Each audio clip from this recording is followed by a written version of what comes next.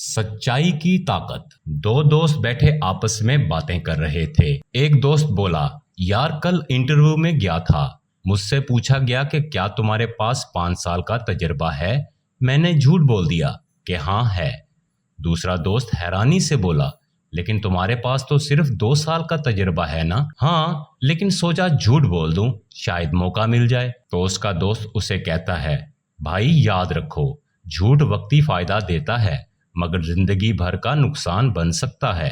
اللہ کے رسول صلی اللہ علیہ وآلہ وسلم نے فرمایا، سچائی نجات ہے اور جھوٹ ہلاکت۔ تو وہ بولا، لیکن آج کل کون سچ بولتا ہے؟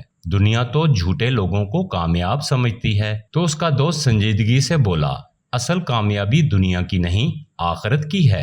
آخرت میں جھوٹے کے لیے رسوائی، جبکہ سچ بولنے والا عزت پاتا ہے۔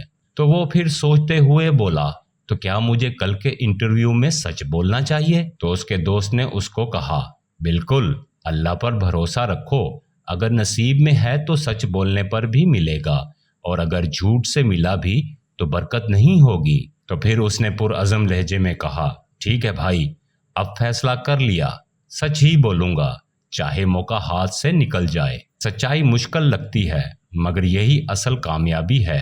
جھوٹ وقتی سہولت ہے مگر ہمیشہ کی ہلاکت۔ ویڈیو پسند آئی ہو تو لائک، کمنٹس اور شیئر ضرور کیجیے گا۔ جزاک اللہ۔